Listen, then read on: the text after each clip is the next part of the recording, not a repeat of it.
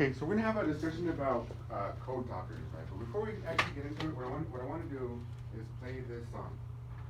So let's go ahead and listen to this song, folks, and uh,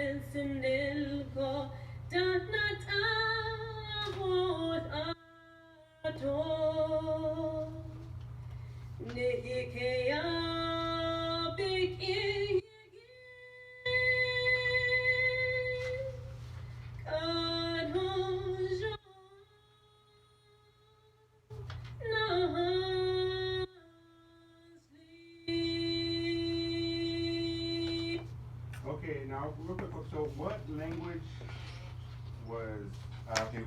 Few questions, few guiding questions here. All right. Okay, now let's get into group setting. Go ahead and think about this with each other. So ask what language was actually being spoken here, and then second question is what's the difference? What is different about the language that you heard in terms of even words, sound, right? That would be different from your own language, right? Let's think about this. What do y'all think? What do y'all think?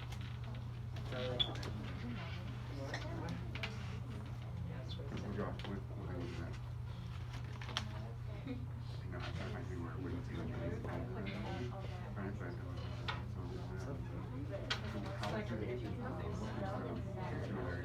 what song was that? Yeah, I just doesn't do that. I have actually one extra Was it tear. Brazil? You do? I always carry Pack your lifesaver. I know. What was that?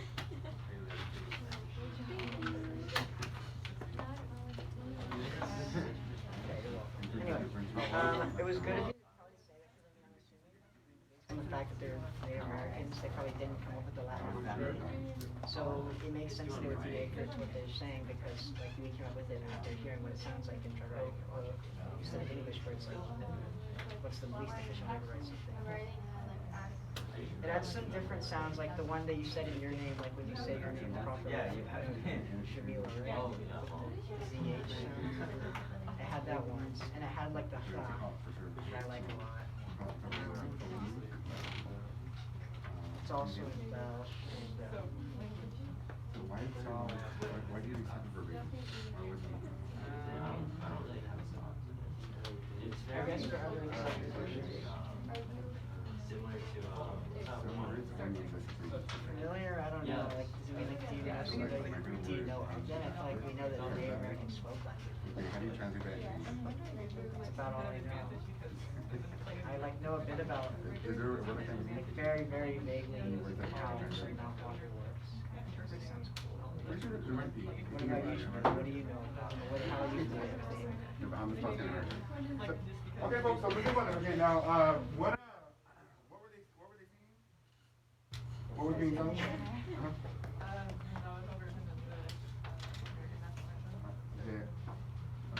Now, what was different about the language from, let's say, English? Well, in English, when we spell things, we kind of add extra letters sometimes, and I noticed that how she was speaking was exactly how it was spelled. How she was speaking was exactly how it was spelled. Okay, all right. Go ahead. There are a few like non-English sounds. I liked H, because there was one there, there was a like sla, some like Welsh thing, and vowels that got doubled into like the oo thing, like the double O was just like an O, it wasn't like an oo. Alright, so yeah, we have different sounds, or like we call it phonemes, right? Different sounds. And what about the written language?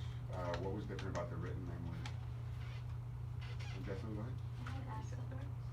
Different accent marks, like ones that were very foreign. Now we're gonna start a conversation about codes, but this thing about this one of these three questions really quick before we get into that. Is anyone familiar with Native American languages? Does anyone know someone who speaks a Native American language? Okay, and if you don't, okay, so like let's think about this. Why do you think it's important that these languages stay alive? All right, let's think about that. Why is it important for these languages to stay alive? What do you think? What do you guys think? It's history. Why should it? Use the code right? The practical perspective. We use different overtly use international and then use it for code. Well, for this right now, Chris, why would you say it's important? I was just gonna say that sometimes the way they describe like their past. It's a good thing, it's like, okay, that makes sense to me, makes sense, understandable. What about you, Jamil, why would you say it's important? Why is it important? I think. Okay. So why do you think it's important that these languages stay alive? Cooper had some pretty good points. All right, first to use for Cooper, you want to explain your points? They were good. So like useful for codes and war, like they used it, and just why should we preserve any other language? Just history. So because now, important thing is also these languages are still spoken today, right, by folks, right? And they are historically based, but they usually actually describe certain things in a certain way, right? Now, like there's people who, okay, like there's some words that only exist in certain languages, right? Like we're talking about the word in Spanish, enchilastes, right? Now, can anyone who knows Spanish, can anyone translate that word into English? Enchilastes.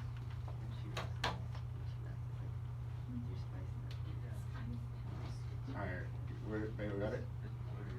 I don't think she does. It sounds like you're spiced up. I don't know. No, it is. Oh, you got spiced out. Yeah, spiced out. Okay, is that a good translation though? Like No. you got spiced out. Oh, yeah, spiced out.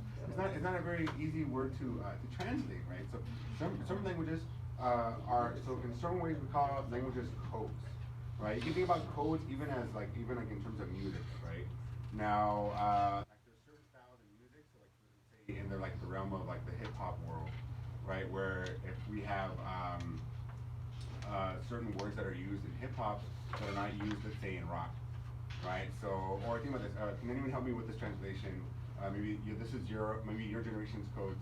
All right. So, TBH, BRB, IDK, LOL.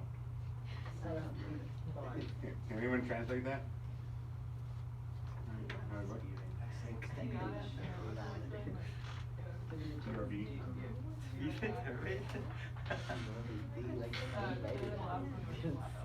Laugh out loud. And IDK, does anyone know what IDK means? I don't know either.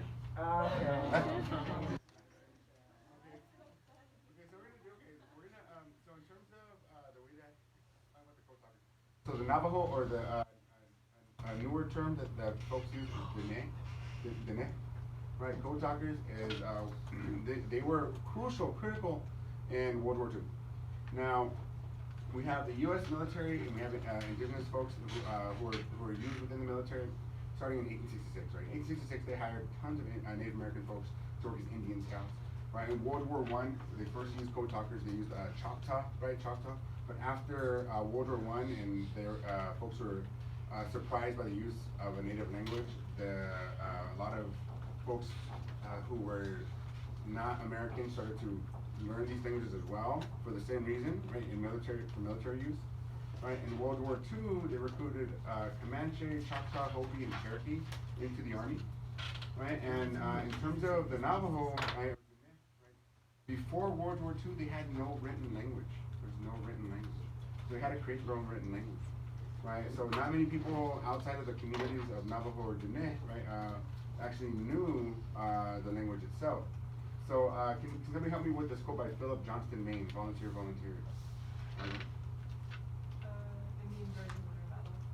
Indian jargon won our battles. So what do you think? Well, how did Indian jargon win the battles?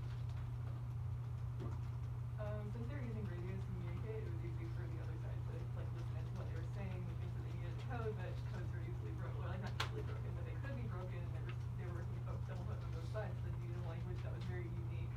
Very few people even knew what it was. Didn't have a lot of similar words to English. Like not a written language even, because that would be easy to translate. Yeah. Right, and even if you remember listening to the national anthem, you made that point of the different sounds, right? Now, like in Vietnamese, like okay, I know like two Vietnamese quote like word. And, okay, so let me know if I'm saying this correctly. Those are good Vietnamese. Mok nai top day, mok nai top day. And have a nice day. Mok nai top day. Mok nai top day. I sort of. Mok nai top day. Okay, well, I would say this though. I would always say this. Mok nai top day. I just hear it from my parents. Mok nai top day. So when I would talk to my Vietnamese friends, they would say, "You're telling me I have nice hair, right? Mok nai top day, right?" Yeah. But, Oh. I'm trying to say have a nice day.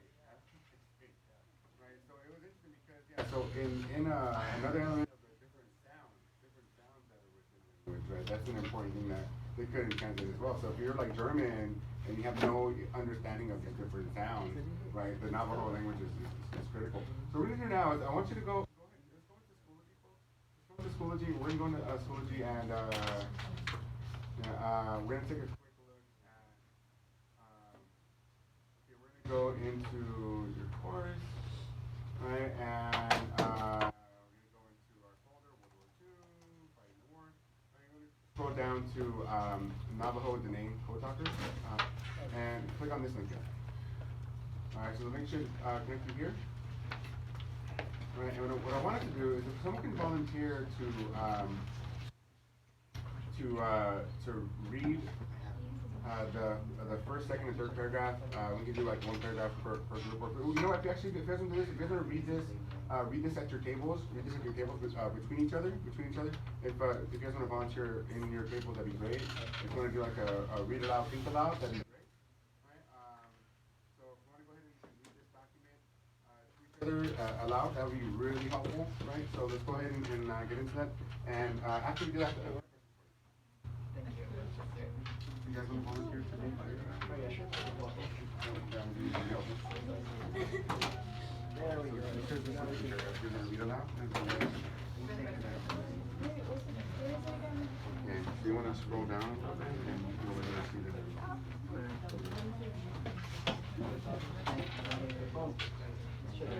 You want to read just the paragraph. So, one, two, you guys want to read those paragraphs? If someone can read it out, that'd be very helpful.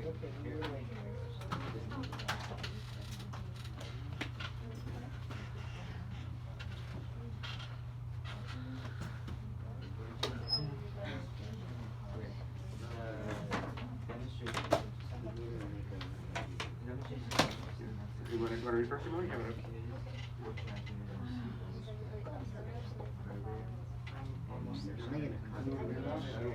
Wait, so we write on this?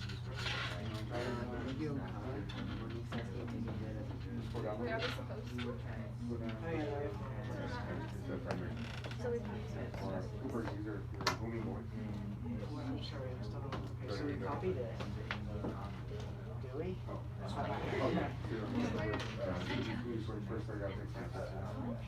Anybody can copy it and share it with each other?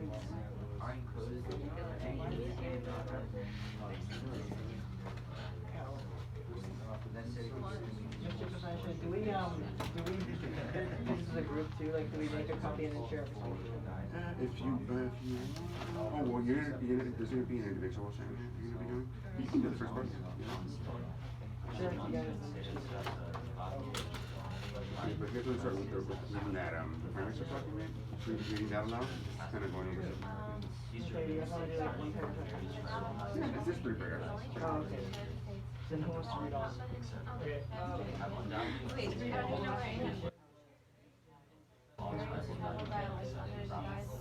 You just each like go to the table and then quickly and then we'll make it and staff box and then we just make it SCC by the principal. You guys read the paragraph? Here, I'm just. still trying to get on board. Oh, okay. Yeah, we're gonna have a different, we're gonna be actually creating our own code. Yeah, so it's just like we have, we're gonna read this thing with the classes and no section. It should also be noted that the non-conduct is simply telling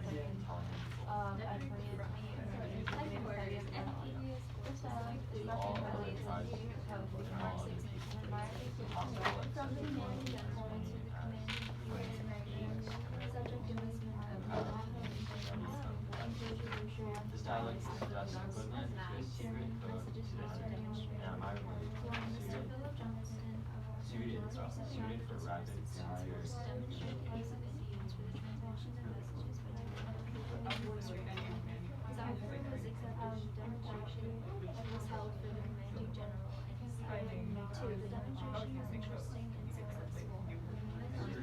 How would you summarize what you read? How would you summarize? That's very easy. In conducting the demonstrations, these were written by a member of the staff on behalf of the Indian who transmitted the messages and was traveled widely to movement on the other end, write them in English. The text of messages is written and received because Indians like actually don't have many military terms in You their mean, you had to invent so words, it was there was no necessary to give them a limited So what do you think, so what do you think, how would you summarize it? improvised words for dive bombing, anti-tank gunning, etc.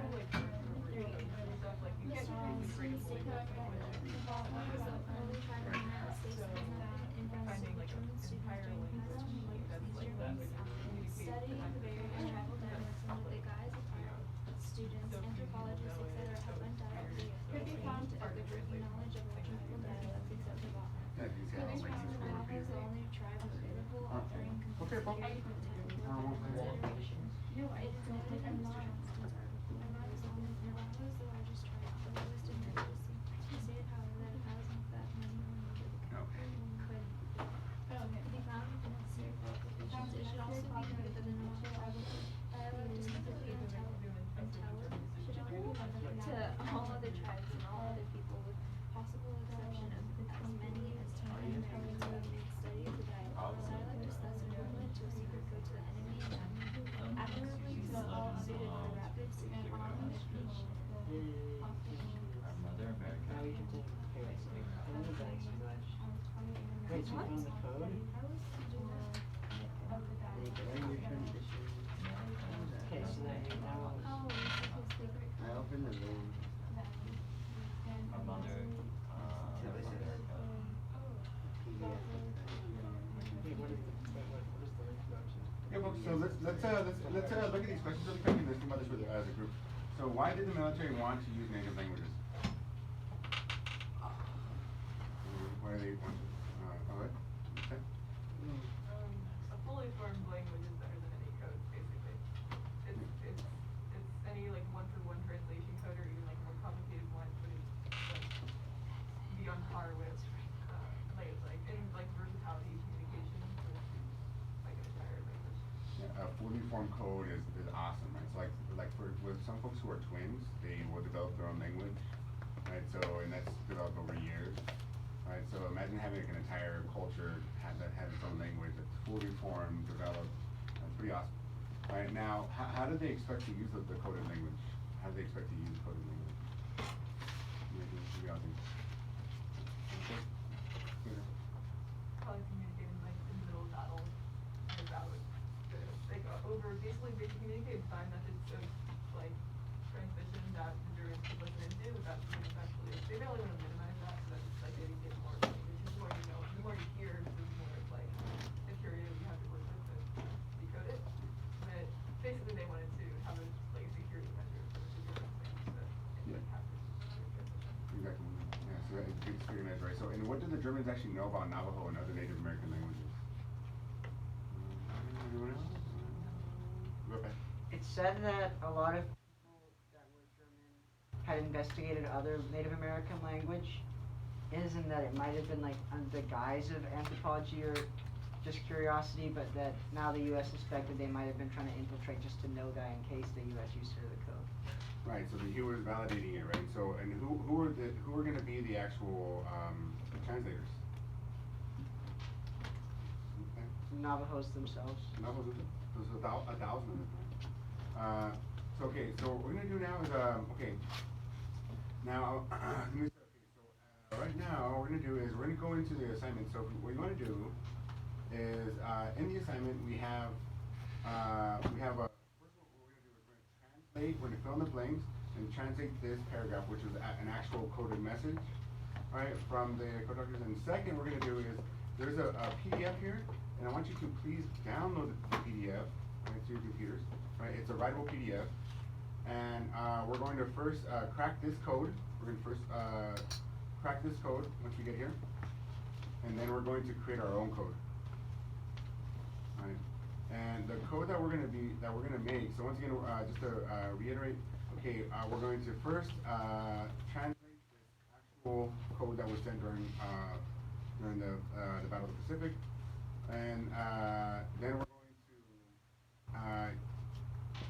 going to click on this link here. It will take us to a writable PDF, right? And we're going to decode the first message, and then second on the blank sheet, we're going to imagine that you're one of the following personas: a woman, politician, military leader, soldier, reporter, and think about what would you want to what kind of message you want to send back, right? Meaning like if there's something back to a person, a family member, a reporter, or a military leader, right? And last thing we're going to do is try to make it relevant historically, so you can say like, oh, we are in Midway, you know, please send aid, right? Or we just landed in the Philippines, right? Or it can be a woman who's a nurse, a political leader, soldier, reporter, right? And last we're going to do is you're going to give your coded message to somebody else to decode, all right? Sound pretty cool? Okay. Okay, so any questions? Okay, so last but not least, okay, we're gonna have like one short video on kind of like the